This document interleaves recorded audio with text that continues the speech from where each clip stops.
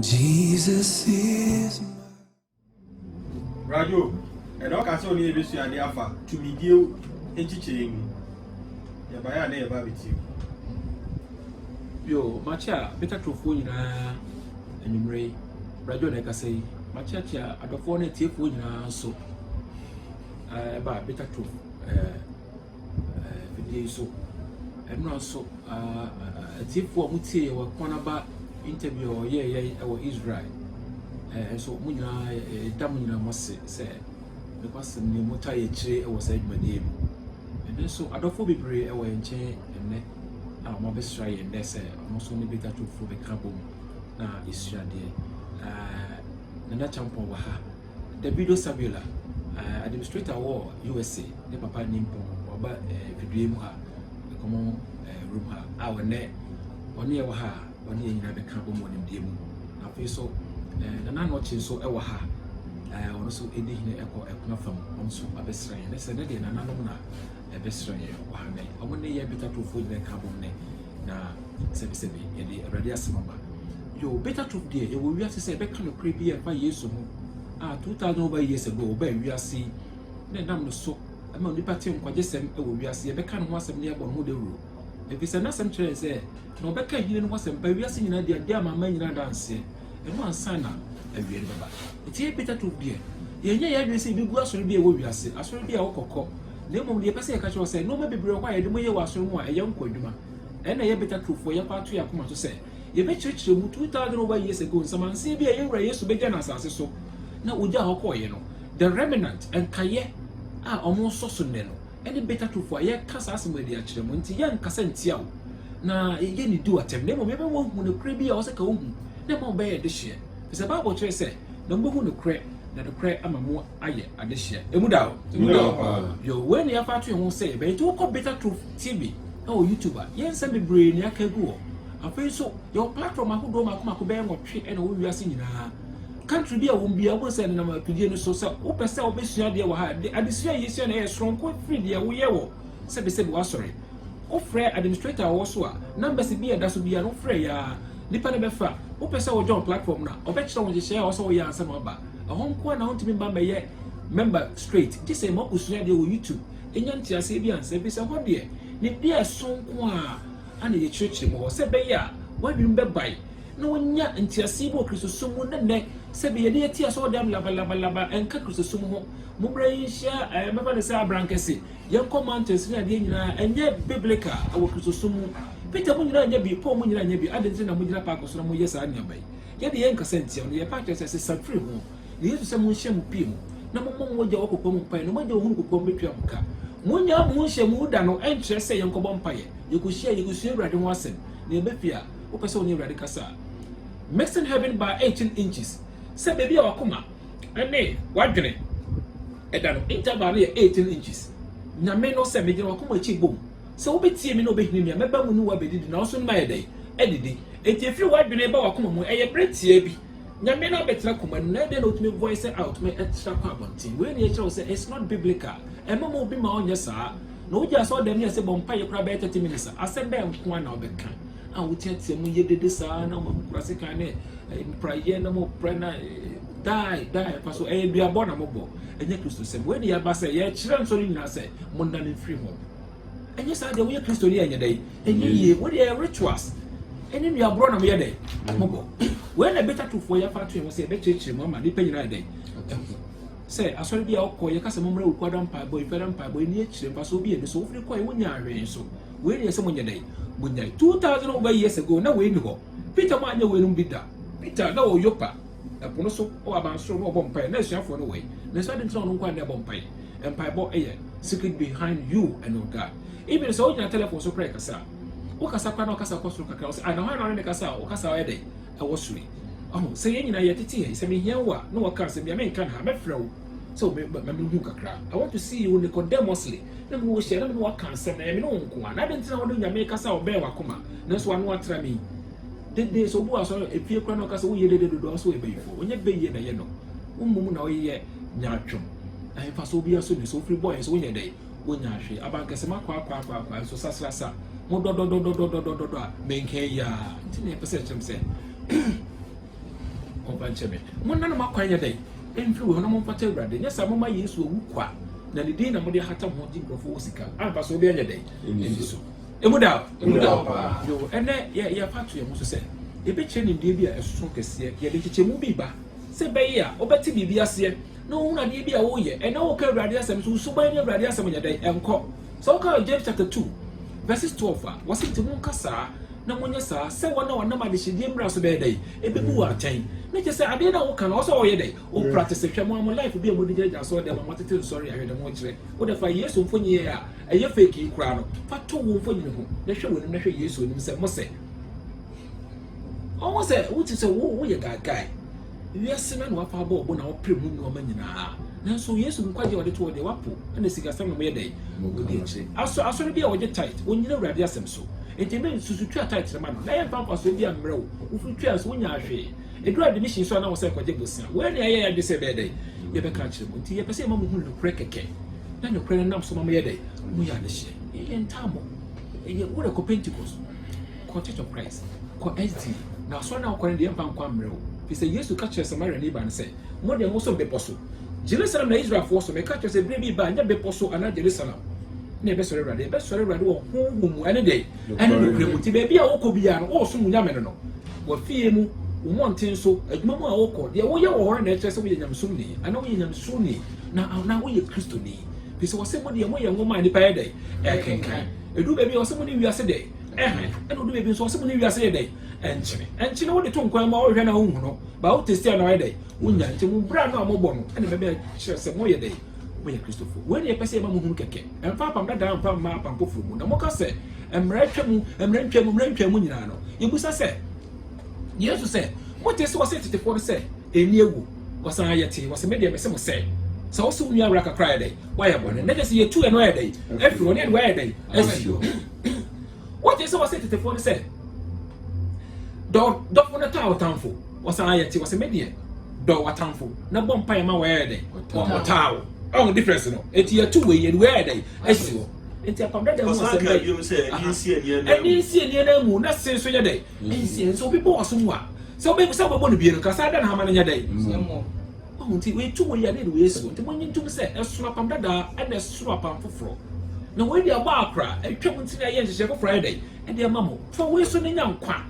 Yesu aka we na so mfa nya adwuma dia bio pa na Yesu nya dey anka tro bi yo be ka obi se Radio be person be busa se meti de okana se bia ene na wo from Kristo ni na wo te Ghana na so wo biase afa na nyina emra ya hye eto o man mu no ni se enya osutumi sa na meti ase sa on se we pray you to say do jimi di no mama na ya body foforo free ma won foforo free de ho na mpem na awurade no na won se ne awurade suba tie no se koton wa no ba sa na wo suba be dey e be tenti emra edam mu no wo nto wo obi ade da ho wo pra de yesi wo fa obi fa emusa ne bio na ha ba se wo kofo obi de se wo kobokro on se enye wakono eti emra na de wiase no obi wo ye bone na bedi no na mo de wo free bone mu eti di mo anya dai enye yi Yesu mo asem na pese me ka chiro Matthew 5:6-7 wo de beja ye wiase ne theocracy asem furu Yesu enu ba ya wo di pandam so wo nya nko a e dai eno no eno pese me ka ho asem ne hwe mama me fa nsem mi mra na tu me nchichemu ye nchichemu na ye busa na Kristofo aye wo ho ene so ra hodo e wo no se emu de he na mo gina mu be ba chede me ka emu da yo on se abrofo ayisu no be mai se tu me dia hodo ye wo theocracy ye wo aristocracy ye wo democracy ene wo autocracy ene e ho nchichemu na pese me de bai na ye hu bebe ye duru nai ene ntiase ye be wo se Kristofo nya ene nimde bia wo se nya ede ba urade e bitma ma ye unique on se ewiase ne ye wo nchichemu ye wo so tumi bia hweso ye wo asase tumi bia hwe asase so ane ye wo se bi individuals tumi bia me wo se me de hwe me wo so se de tiri so me govern me a ana fe so ye wo te se bi bia adwuma na me adwuma na ye me dia tumi bia me wo na adwuma mu ene se me ko ware tumi bia me ye de me wo aware no so on ene ti dia chemu enan no autocracy epie wa aware mu se me ware a me wotumi wo me yere so ti de me kana me re de be dey e be yere ana wo ba ti se maybe a man will to me word man so until the mechan will be a man and also the other day you are going by me the mechan one day ergo. That is autocracy and you to me be a woo you sugo semi sir I didn't away day and you what aristocracy so ye to me no a was a senason and penny for that one or more to me so and a you walk from the other yes share and it's our bass and to me here can you know now I to me dear be a free and penny for you hear from no I don't know what's I to me and to be able to say you're quite because of Duma no said or my phone in a day eba a coyabi well one coyabi create me a day a boka let us say you're penny for that is aristocracy. Teteno yetimi ka se bola so kra yenko pra se be ye finya dai enuye yetimi ko pra na ahoti bia e dai aba yetimi ka kire wo se da bi asase de kire se ema be ma ene be ma nye dai ena wo e be kire so na e be kire so ana se bi e be mo twetwan ana se ye be ye wade bia se bi e be ye wo ya yenye sa aha e mo ne mere onyon ko yire ko fo ye obi yire so ko fo bi yire se pe ye be twa odwan wo kon ho ama wasa ko twa ye frɛ na ɛyɛ mpanyinfo tumi bi a na ɔmo di yɛ so wɔ asanteman yi mu na ɛboa ɔman no te sɛ tumi bi ɛdɛ edi mu so that is aristocracy mpanyinfo nkasa te sɛ mɛfa ne sɛ ka ɔkɔ parliament a mpanyinfo na wɔwɔ no ɔmo ne kasa ewuro the whole Ghana yɛn na kasa kyerɛ sɛ yɛn nso nose mask yi woyɛ ayɛ sɛm na polisifoɔ kyewa ɔmo bɛtumi do ayɛ dɛ atum adantia mpanyinfo na akasa ɛna wɔn afa anyɛ dɛ anyɛ adwuma yɛwie yɛ ne bɛnya bibi te sɛ theocracy nso yɛ ɛwɔ so tumi ɛwɔ so ɛna kasa kyerɛ mu nipa ɛbrɛ bi na wɔn Moses so ɛkasa kyerɛ Israel sɛ Israel ni yɛ mistake wɔ saa de no hɔ yɛtumi yɛ dɛ esi na boɔ koraa yɛ dɛ ekunu de enyame kasa kyerɛ ɛna dɛ no wɔse wɔn ma ne ba nso aba na nso de tumi bi afiri Israel dɛ abrɛ yɛ sɛ adeɛ bi ebetuma mo watena soro ebetuma mo asɛ soro no wɔn a wɔpɛ sɛ wɔtie no tumi bi a wɔsɛ yɛ dɛ edi wɔn so that is theocracy. And I might Yesu ba ya obey Matthew 5, 6 and 7. Said the na wo kane no a na ye theocracy no. De nyame kan no. O bi se busa question no. Na bete theocracy na se bia na che se esum bia no e wo ne leader and as a religious leader bi. Ya fa se ye ko kramu mu a de Muhammad Prophet Muhammad be kan eno no mu nyina edi so. Yeah. Sa so na e ba Kristo so so a. Ye wura Yesu be kan. Eno na ye so ye di so. Na je say obi ade ntu mi free na ko ho a won le aba se esom no aye de leaders no leader no eka no ena ma o mu nyina ede edi echi. Aho de ye aristocracy because eni ba ba akopɛ enu mo asem so se Quran ye wura nkomseni troye no ena edi omo di kremofo omo sum kremo no ena edi omo nyina so ena government wo se fa 5 pillars fire adwuma ana sa wo ba te se Christopher mu so a ye so Matthew 5, 6 and 7 ana ye so ye say so eno ne de o tumi no ede e ka kire ye ende eye esom bia o kosum tumi no go pe no ana wo ka kire say ye eno no onam so be ede ebe mu ambo na no na ye ba ye nya theocracy te se de Yesu akasa kire ye Matthew 5, 6 and 7 na answer no be kasa kire no wodi kan na Moses so akasa kire Israel na saa de no ka say eye temporal ebre bi be so a mesa ba biewu na masade enchechefo Friday abremo enne me de be ma wiase nyina enya mo nko asango to say Israel for nko a ene ti eno so be ma odifo to say me ene awrade be ma no so ma mo a wona oba mo nyedai muntie no na say tie no dia ka obusa question baba me busa se ene ye ko theocracy a se de o kire mu ese theocracy ne kire se nhya e free sroba sa and say obi se theocracy badia ene sanka e democracy ni sa class ni na be hye theocracy na there be dim me shase because wo ye gidie enti na me kire baby e no so kopem to me nchichemu ne nchichemu baby e bia e den eye na dwuma ko ene sunsuanso a ene fi so e den eba o se obi o man mu a mama ka theocracy ni nwie enti Yesu no baaye no wono so de nse bi baaye enti den ya ka no wo Moses breast no wono baaye no obeto aso no say no we ne ye ne say but say no ye nge ne say bio ye betu ne de for Friday esio entokwa na mo kunyina mo begyaye afa ye nkontokwa bio because ye ntra asase we so bio ye ko ba bia ye nkontisuo mo suban ye ko ba bia ye retaliate tisuo mo suban ten na ma owura no e baaye a wono se wotie no a ba bia okọ no wodo ba ye dai wodo beko that is theocracy. A Christopher di anyway. It's Matthew 5, 6 and 7. One says, "Why you pro Christo ni anya day? Enye ye." Pisa one say Yesu no. Yesu no so buy no person wo ye bi. Ti na wono say, "Me say." So people anya day e mo ne bi. obi sere wade am say yedai ma no obi be say ofem wade na wachi ma no so obi be say obo osum kura say ya so obo no bi no ma na say yedai ebo hanka ho menti si obi ma on dokoro si siw dan say obi yedai obi si say obi boss abra wo yi a wo ye Kristo ni wo say bisa question wa papa me bisa question ba akopɛ me question is say obi ejidi ni anase o Kristo ni na theocracy eye hyemu no wo na eba na saa no a obetimi assign a reject bibi te say eye democracy anase jehye bia democracy me kyerɛ enumu na ba kyerɛ democracy nya bia betumi dia brewo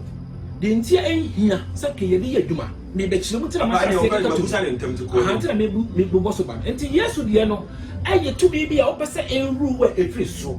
ene de wo de bobra asase so no se ereti wo efa de sase wagimi se bia sa wonya dai unim nyansa o ma me o kwa wa obepo because wagimi ade tira ko bobra anya japade no obi abegye fa ye fa no ko PlayStation se me de menya dai me fa nko ade ntia utie yesu ntia e je se wo de wo ntie ka nkwa nka enya dai ye mobra enti ansama yesu be kan ye no so de ba asase so a enye de obi a wo ji sa asem bia so wo de kwa adwudwuma asem papa no nya dai unim nyansa wose mo je shema dem bia ha mo je shema dem bia o dai e wo so sa asem wo se nyansa ni mu asase so we no race ni edey e de buy no one odo edey what the bomb bra that is theocracy a Christopher de no so be so what the already yesu dia when what the bomb bra me hu se we edey we Christo ni na sa won fa we mo bra we e pro Christo ni anya dey enye yi so what was a blue court onya Christo ni e mu da so what was a PlayStation onya Christo ni e mu da so say nyansa fo ba ko kra ni mu a obetime de mu ntam asem a onya wasem wo de koma wona wonye ni so munya dey o mu ni mu asem it is our ware no was ware free ko ke amen it is our kra wonya dey onya Christo ni because our ware be gu a just say dey ya de ko emuda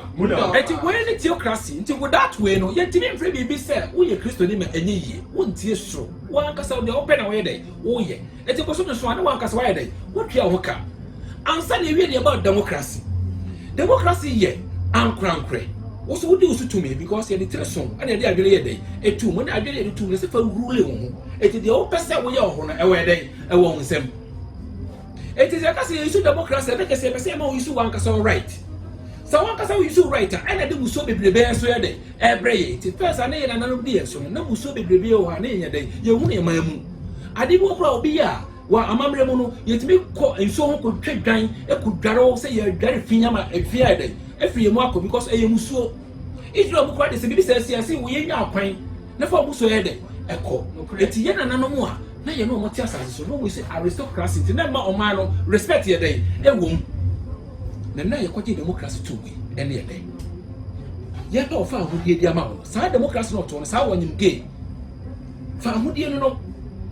sa gay no so nyem me fa de say ene ye nwu ade but start no anya dey we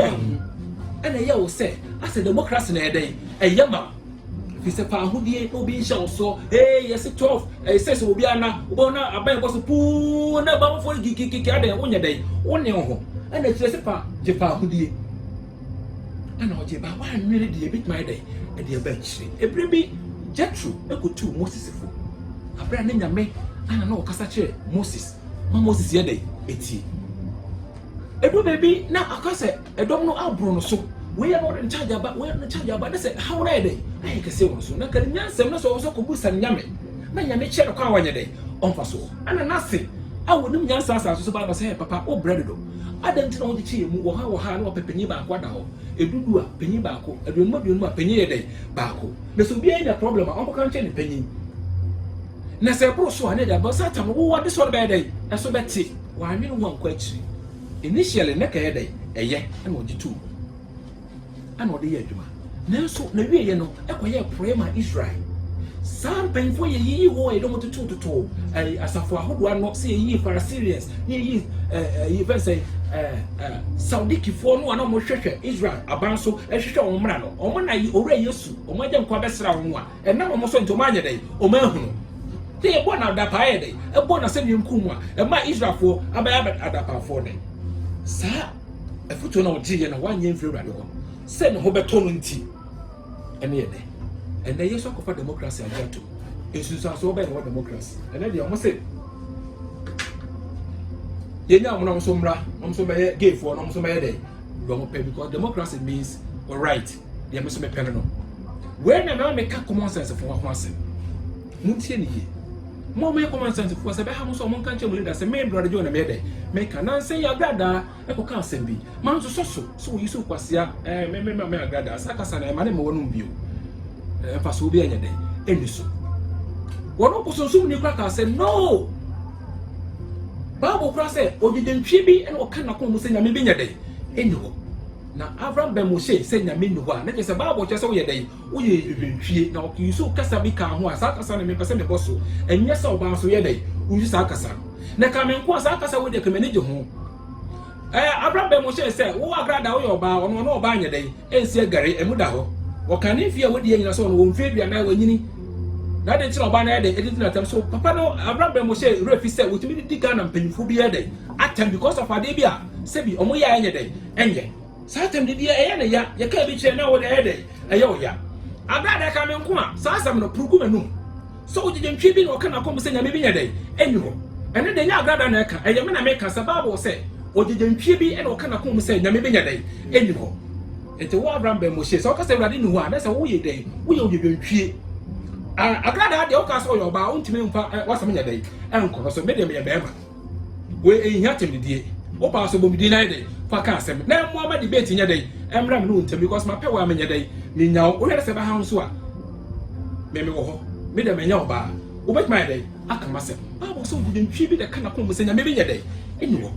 hwe won se wo ka sa common sense means you are right, is it not? Yes. ene enkwala ya ma ba yi a se wo so won no visa because wo se won fa na dwene nya dey eni adwuma.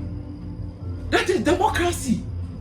Ye ja o man ba democracy fe de man yaye ena butimi gina ho na mo di mpanyifo atem sebe say o man panyi bi kwant me nya na dwuma yi a won yi atem di won yi akwara dey correction se na ade wo yi ka wo yi nsi ya na ka be dey e be bo na akwara koto akwasia na mo sebe mo ya nwa mo nim nyansa obi yi do America mo so to aso wa mo se common sense ye so critical thinkers anyway ana tim dey butimi nya corrections butimi ntufo butimi psyche just mo di atem edi watem bi dia wo bu afu den say won't ase democracy means gay. So if you don't know what, so be go remember for ahwede be fia that's what they want so ye dey be fi it also won the meaning no enya kwa it's democracy na abado say nipa no right on you no ene ne no won the tia because an say massa de gem a nipa tie kra ekusa no massa de timi dey etimi hye na kampesa wo de body to gem na obi anya ho ofi say dey na body de be dey e be ye ma many papa no kra tu ye fo kra na adai na ye ja say ye kotra gato base na ya kasa enwere ma ye ho dey na ofi say enkwala e wo ga na be ye se common sense mo bi eni so wan kasa yusu wadwene na bi we utimi yusu dey tene dey ko school ye nim dey bi se wadwene mu ye dey tetia ma say na bobra obi ko so eduma ye dey adwene bi hye ntim se ko ye we adenti o se bibie dey edi adwene we so ente se ye ja adwene we se adwene we an kasa nye dey enwe ne ho mo nye na ade so we ya e be sei denti ye ma omusa na uja omo ade bone nko na baba no aye dey why no feel no eno no kesa tumi bi anya dey enya na adwene so penyini bi anya dey enya na adwene so sa wono yire kura tena na tumi na kura wo anyu so wo yire so wo yire ye dey wo say fie ho do pe bia no aye dey oh yeah wo nya tiafo wo de oba so common sense nipa na anya dey enwene na Patrick akua mo aboate mo wo UK pa penye te se wo no di apla wo ye chi mo chocho we wo ba bia critical thinking be bia kodu na se na wo ka bia se wo kan dey do pese ba na aye dey